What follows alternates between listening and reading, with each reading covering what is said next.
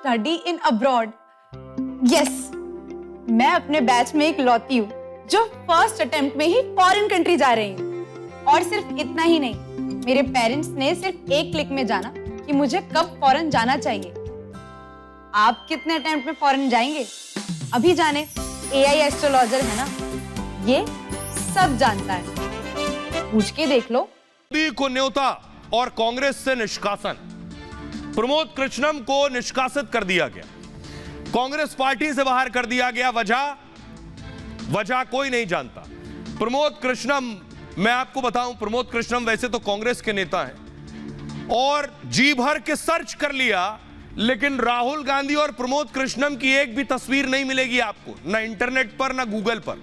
प्रमोद कृष्णम सोचिए, कांग्रेस पार्टी के नेता, लेकिन राहुल गांधी से आज तक नहीं मिले। ये उनकी शिकायत भी है। राहुल से वक्त मांगा, मिल नहीं सका। अगली तस्वीर दिखाऊं।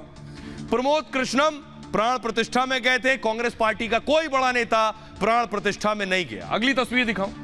उन्होंने कहा पीएम मोदी से वक्त मांगा, तुरंत मिल लिया, लेकिन राहुल गांधी से आज तक नहीं मिल सका हूं।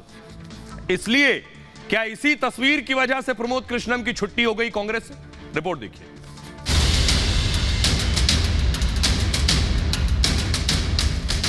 राम का नाम लेना पार्टी विरोधी है? क्या अयोध्या जाना पार्टी विरोधी है? आचार्य प्रमोद कृष्णम ने 2 फरवरी को प्रधानमंत्री मोदी को कल की धाम आने का न्योता क्या दिया। 8 दिनों बाद ही कांग्रेस पार्टी ने प्रमोद कृष्णम को पार्टी से बाहर का रास्ता दिखा दिया। शायद प्रमोद कृष्णम को इसकी आशंका थी, तभी उन्होंने कहा था प्रधानमंत्री से मिलना कोई गुनाह नहीं है। भारत के प्रधानमंत्री जी से मिलना कोई गुनाह नहीं है। प्रधानमंत्री जी को श्री कल्की धाम के शिलान्यास समारोह में आमंत्रित करना भी गुनाह नहीं है, और यदि ये गुनाह है तो मैं इस गुनाह की सजा भुगतने के लिए तैयार हूं। 22 जनवरी को प्रमोद कृष्णम भगवान रामलला की प्राण प्रतिष्ठा में शामिल हुए थे। उसके बाद उनके बयान लगातार कांग्रेस और इंडी गठबंधन को निशाना बना रहे थे। इंडिया गठबंधन जैसी कोई चीज है नहीं। इंडिया गठबंधन का जो जन्म हुआ, जन्म लेते ही वो बहुत बीमारियों से ग्रस्त हो गया, फिर वो आईसीयू में चला गया, फिर वो वेंटिलेटर पे आ गया, फिर नीतीश जी ने उसका अंतिम संस्कार कर दिया पटना में। सनातन को लेकर प्रमोद कृष्णम जिस तरह से कांग्रेस को घेर रहे थे, उससे साफ था कि उन पर एक्शन होने वाला है। अब देखना होगा कि आचार्य अपने खुलासों से कैसे कांग्रेस की मुश्किलें बढ़ाते हैं। आइए, अब मैं आपको बताऊं प्रमोद कृष्णम को कैसे कांग्रेस पार्टी से बाहर कर दिया गया।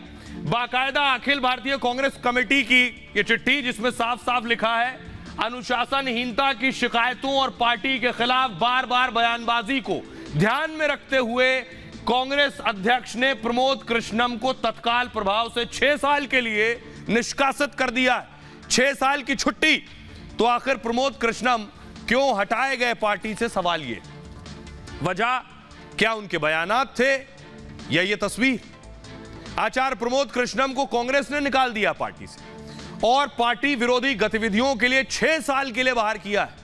अनुशासनहीनता और पार्टी विरोधी बयानों के बाद यह कार्रवाई हुई है। निष्कासन पर प्रमोद कृष्णम ने कांग्रेस पार्टी से सवाल किया। उन्होंने पूछा, कांग्रेस पार्टी बताए मैंने विरोध का कौन सा काम किया है? मुझे कहा गया पार्टी विरोधी गतिविधि, तो मैंने कौन सा काम किया विरोध का?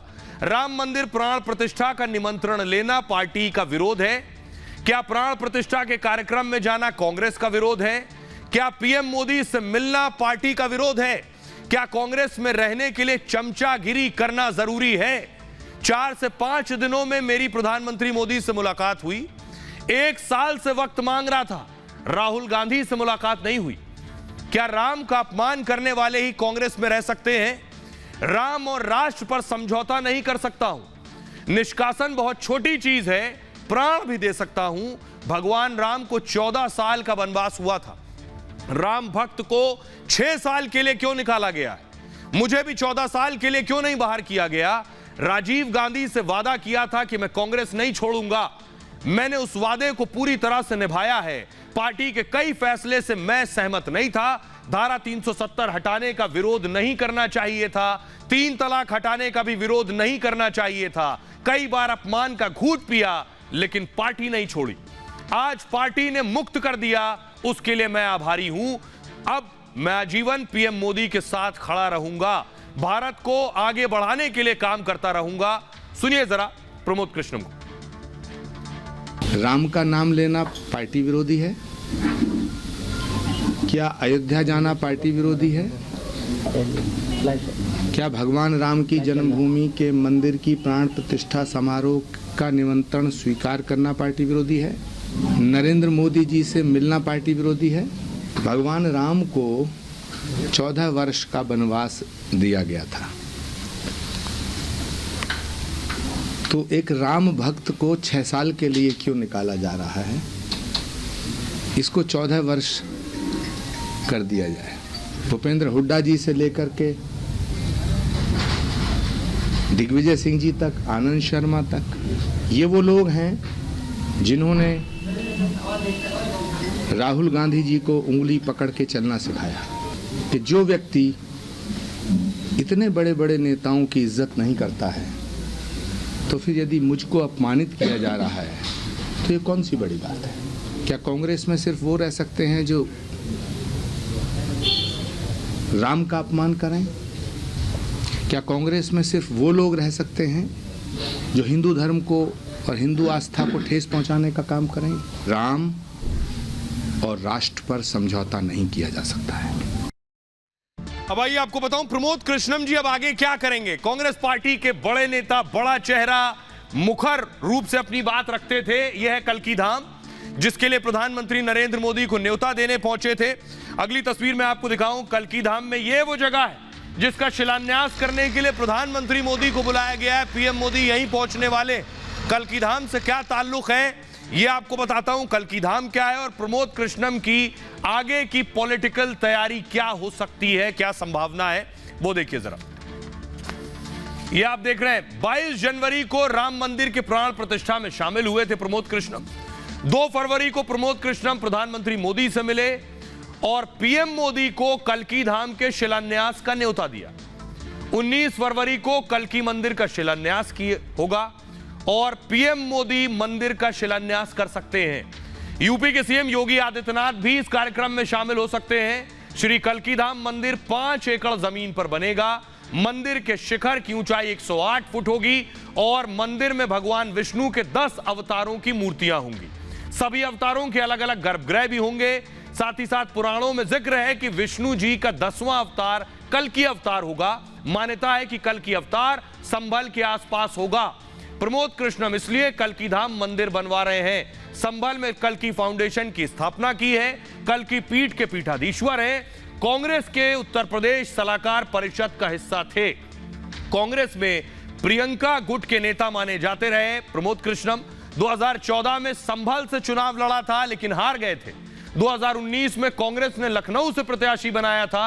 राजनाथ सिंह के खिलाफ चुनाव लड़े थे लेकिन हार गए थे। 2 चुनाव हार चुके हैं। कांग्रेस से निकाले जाने के बाद अब बीजेपी में आ सकते हैं। प्रमोद कृष्णम के संभल से चुनाव लड़ने की भी चर्चा है। बीजेपी की टिकट पर संभल से चुनाव लड़ सकते हैं, लेकिन अभी संभल से शफीकुर रहमान बर्क समाजवादी पार्टी के सांसद हैं। आइए सुनिए जरा कि आखिर प्रमोद कृष्णम को कांग्रेस से निष्कासित कर दिया गया, उसके बाद कांग्रेस के नेता क्या कह रहे हैं। बहुत दिनों से वो भरपूर कोशिश कर रहे थे कि इतना खिलाफ बोले, इतनी गालियां दें कि जिससे कांग्रेस उनसे पीछा छुड़ा ले। वही हुआ।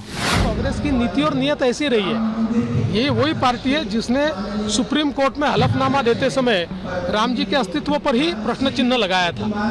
तो बीजेपी का विरोध करते करते आप राम विरोधी मत हो जाओ, ये जो आचार्य जी ने उनको सलाह दी थी वो शायद उनके दिल पर लगी। वो बहुत पहले हो जाना चाहिए था। वो कांग्रेस में थे कहाँ। कांग्रेस के विरोध में वो बोलते ही रहे हैं, महीनों से बोलते रहे हैं। तो अब कार्रवाई हो गई तो इसके ऊपर क्या कहा जा सकता है। भारतीय जनता पार्टी में जाकर के सेवा करे, उस पार्टी की अपनी सेवा करे, यही कहा जा सकता है। जब तक व्यक्ति कांग्रेस में रहेगा तब तक राम से ही दूर रहेगा। एक व्यक्ति आया जिसने मुखर होकर के उनको एक आईना दिखाने की कोशिश करी, वो आईना भी समझ में नहीं आया। कांग्रेस के लिए कोई नई बात नहीं है और कांग्रेस में रहना यानी आपको राम को त्यागना पड़ेगा। कांग्रेस माने गांधी परिवार। और गांधी परिवार में नेतृत्व के लायक कोई क्षमता नहीं है। और उनके जो सर्वोच्च नेता हैं राहुल गांधी जी, उनका जो चिंतन का जो बर्तन है वो बहुत छोटा है। तमाम लोग छोड़ के इसलिए चले गए कि ये तो डूबता जहाज है। अब जो बचे हैं और जो सही सुझाव देंगे कांग्रेस को, उनको निकाल के बाहर करेंगे।